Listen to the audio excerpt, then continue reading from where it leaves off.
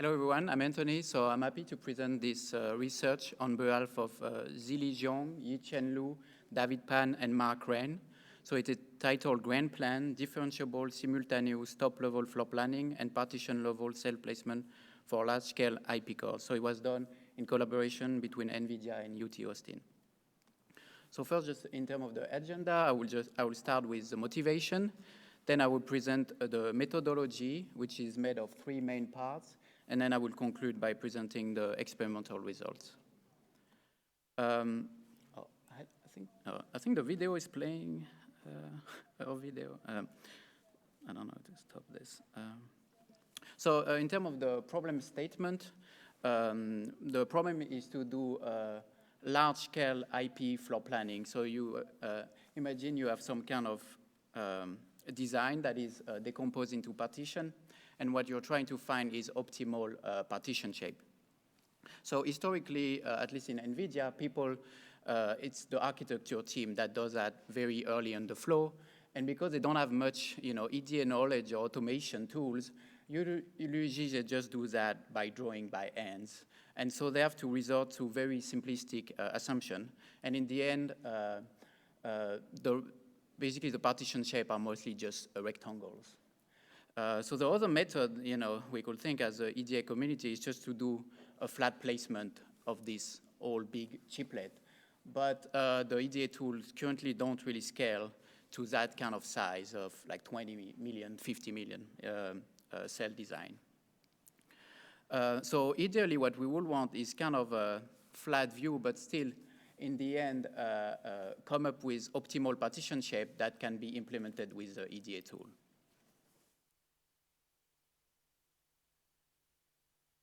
So in terms of the floor planning, you probably know a bit about the history, but it has a long history, using sequence pair, O trees, B star trees, and representing the problem, and then come up with some simulated annealing to optimize the floor plan. But the problem with this is usually you have to assume the partition are rectangular. There's not much optimization you can do on their shapes. The second method, which is a bit more newer, is like connectivity driven. So you actually represent, the direct connectivity between the blocks, but you kind of ignore the intra-connectivity of each partition. And some method, I've been using RL, for example, for this. So this paper proposed to do a kind of like simultaneous placement and floor planning. So you all know of DreamPlace that can accelerate global placement 50x, but the problem with this is that usually it ignores the RTL hierarchy.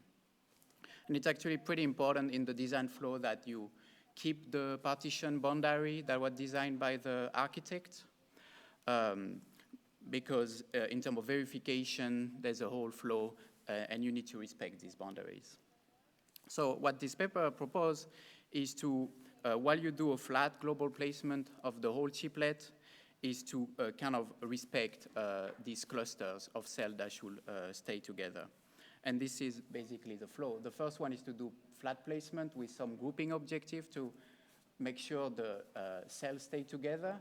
Then after they do a boundary extraction to come up with some refined, the video is playing. So to refine the shapes of each partition, and there's some optimization that is then done with simultaneous annealing because you have, area constraints and maybe, IO density constraints you're trying to optimize. And at the end, to make sure that everything is legal, you can do incremental fence region placement with the boundary you then decided before. So to do the flat placement, it's basically use the DreamPlace technique.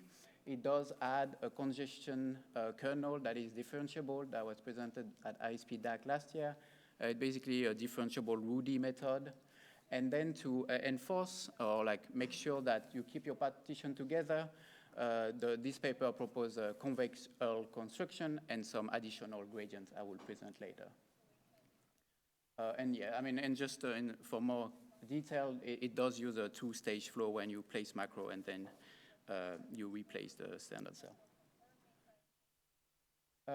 Yeah, so as I said, the naive dream place, is very good for full flat placement, but if you don't do any constraint, you will have a disaggregated partition where you have multiple blobs, like as you can see on the right figure of the same partition, but you want to keep them together.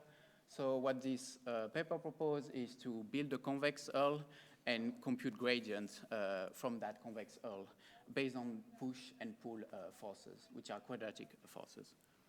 How do you build this convex hull? So basically, at every iteration of the placement, you want to first, because there might be many cells in a partition, so the convex hull is probably just the whole floor plan, so you want to remove the outliers. The way they do that is basically doing some kind of sampling by projecting each cell position onto a rotating vector and then computing quantile and removing cells that are too far from that projection. And this can be done very, in parallel on the GPU very fast. And then once you filtrated all your outlier, you just can run some kind of quicker algorithm to build the hull for each partition. And then once you have the hull, basically you have the push-pull. What you really want to do is to make sure that the convex hull of a different partition are not overlapping. So you want to push them away. So you can see the equation, so everything is differentiable. And then what you want to do is also compact your own partition in its own, like make it more dense, right? And that's basically the pool formulation. So you can see a bit of the image of what it does. So once you have that, obviously at the end you're going to end up with some not very clear delimitation of the partition. So what they are doing is apply a grid on the floor plan. Then in each grid you have a majority vote where each cell say, oh, I represent this partition. So then each cell is assigned to a specific partition. Then you don't sample, so you can see we went from 1024 bins by 24 to 32 bins by 32 bins to kind of do an average, right, to kind of eliminate the noise of this majority vote. And in the end, to make it even smoother, we use morphological techniques like dilation, erosion, that is usually used in image processing to make the boundary a bit smoother. So once you have done that, what you will want to do is we're still not done, right, in coming up with good partition boundaries. What they're proposing is doing a refinement of the boundary. So you look at all the boundaries, all the bins between the boundaries, and you do simulated annealing, where basically your move is just flipping, agree to be that partition on the left or that partition on the right. And what you can do with simulated annealing is give a score to all these moves. And what you really would like is still, we don't want rectangular, but if you could have a rectangular partition, it's always better for, doing the implementation with the ADA tool. You want to avoid notches. You want to make sure the area, the density in your partition is good enough for further implementation. So maybe you want to increase, give some area from the left to the right. So that is what they do with this simulated annealing.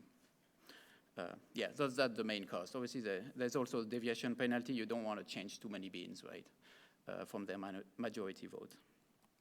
So yeah, just as an image a bit, we can see on the left there's many kind of weird shape.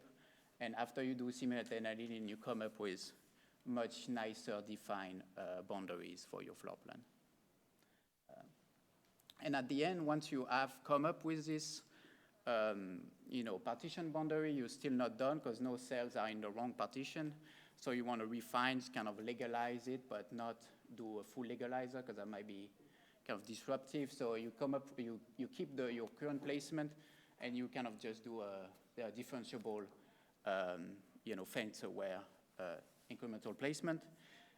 One thing they did add compared to just this method is also to optimize routability is actually you can use a Rudy kind of differentiable method because what you don't want is having this kind of thing on the right side where you have the net bonding box overlapping with another partition, right? So you can add an extra force, so you force the bounding box of all nets to stay inside their partition. So that's important for like fit through and like pin assignment and stuff like that.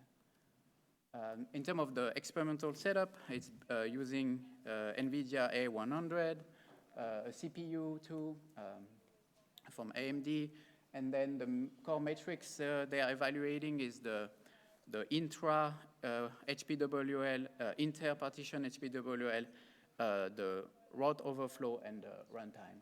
So it was run and tested on 8 large-scale designs from NVIDIA internally that go from 2 to 20 million cells, and each of them has 3 to 8 partitions. So it's still small, but it's still still not too bad in terms of the size. And what they compare to is compared to a flat placement. So that would be, this is not legal because you don't want to do that, but that would be the best wire length you can get, really. The second one is expert crafted, when basically the architect came up with the partition boundary early on, and their method. In terms of the results, so what they are getting is 4.2% on average improvement on the total HPWL, and 27.2 improvement on the wire length between the partition. So yeah, pretty good result, but kind of also expected in a way. And in terms of the runtime, I think for the biggest one, it takes about 1 hour to do the whole flow. They did some extra ablation study, but basically this just confirmed that their addition do work, right? And like the course, meaning you don't refine the partition with the simulated annealing, you do get 1.5% worse. So it is advantageous, but it's not that much advantageous. But the most important comparison is really against the expert crafted. That's the one we usually use, this partition shape. It is 10% worse than what this does. So in conclusion, we presented GrandPlan, which is a GPU accelerated differentiable and a framework that can basically optimize the shape of the partition inside a bigger block. But in terms of the future work, I think that actually very important is this is not timing aware. So, that's a big thing that could increase the runtime to do that. And the second thing that is also very important is that while they do try to make the net bounding box stay inside each partition, it is not, fit through aware, IO density aware, which are a big concern once you actually need to go and place the pins between the partition and come up with SDC and all that to do the implementation. So, yeah, that's it. Thank you. Thank you, Anthony. Any questions?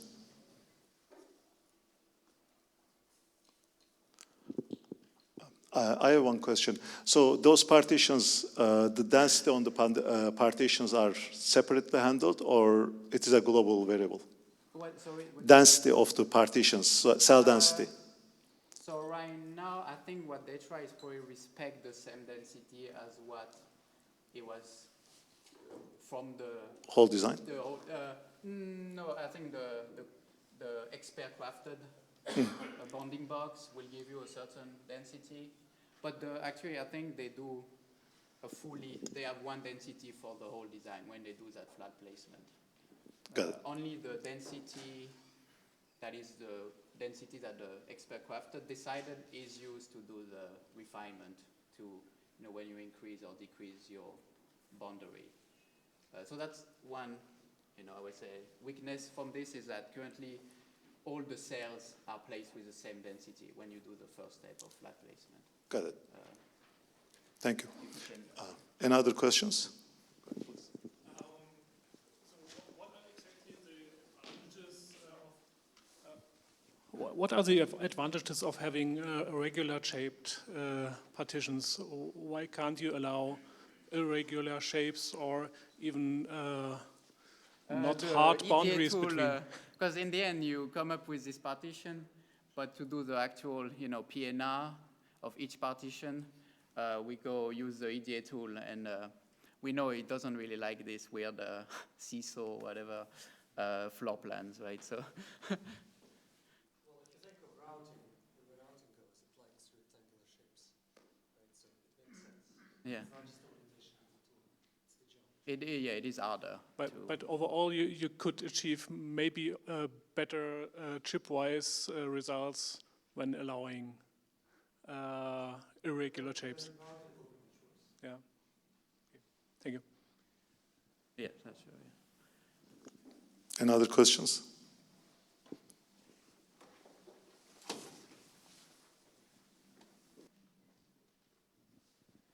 Do you have any automation in your pin optimization after you do your cutting of your boundaries? We use the EDA tool to do this, to do the pin assignment. So basically, after you do that, like in real flow, you will run a router and to come up with I/O density and then place the pins. And we use the EDA tool to do that. All right. Any other questions? Let's thank Anthony again. Thank you.